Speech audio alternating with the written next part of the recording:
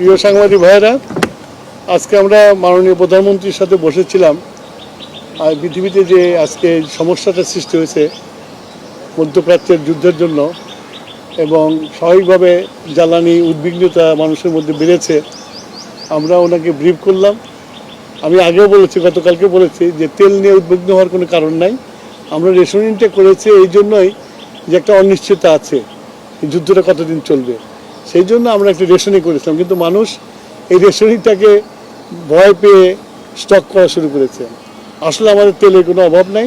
শুধু তাই না, আগামী 9 তারিখে আরও 2টা ভেসেল আসছে। সুতরাং তেলের কোনো সমস্যা নাই। আমি সবার কাছে অনুরোধ করব, বিশেষ করে মিডিয়ার কাছে অনুরোধ করব, জনগণকে এই মেসেজটা দেওয়া যে এই তাড়াহুড়ো করে কোনো কিনে দরকার নাই। আমাদের কাছে মজুদ আছে, আমরা পেট্রোল পাম্পে তেল দিচ্ছি এবং চলবে। এটার জন্য লাইন দিয়ে সারা রাত জাগার কোনো প্রয়োজন নাই। মানুষ তেল গেলে তেল পাবে। একদিকে লাইন দিচ্ছে, আবার অনেক জায়গায় পাম্প, আজকে কয়েকটা পাম্পে তেল পাওয়া যায় না। তো এই পাম্প ম্যানেজমেন্ট পাম্প ম্যানেজমেন্টে আমরা তো নির্দিষ্ট পরিমাণে তেল দিচ্ছি। এখন কোনো পাম্প যদি জলদি বিক্রি করে ফেলে তারপরে তো পাবে না, তারপর পরের দিন ওয়েট করতে হবে। সেটার জন্য আমরা মনিটর করছি, আমরা দেখবো যাতে এরকম কম হয়, সেটা দেখবো আমরা।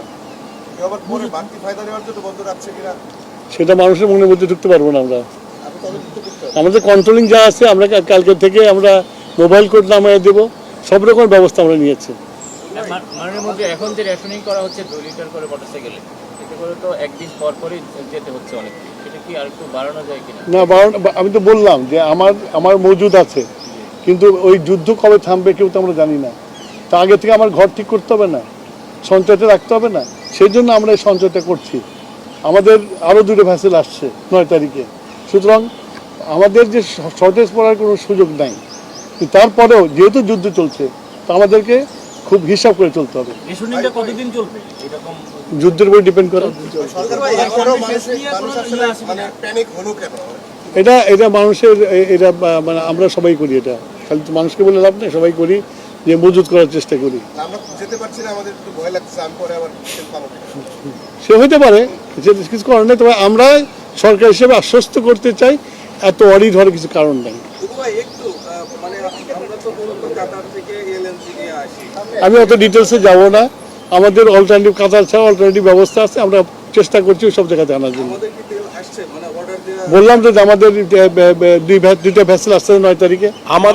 আমাদের এলএনজি, এলপিজি সকল ধরনের তেলের পর্যাপ্ত মজুত রয়েছে এবং আগামী দিনগুলোতে যেন কোনো সংকট না ঘটে সে কারণে আমরা বিকল্প উৎস থেকে আমরা কাজ করছি। আমরা আপনাদের মাধ্যমে দেশবাসীকে এই অনুরোধটা করতে চাই, আতঙ্কিত হওয়ার মতো কিছু নেই, কিন্তু বৈশ্বিক পরিস্থিতি বিবেচনায় আমরা সতর্ক হব, সকলে সচেতন থাকবো, এটুকুই আহ্বান। ধন্যবাদ। আসসালামু আলাইকুম। এইসব ক্রাইসিস এটাই করতে হয়।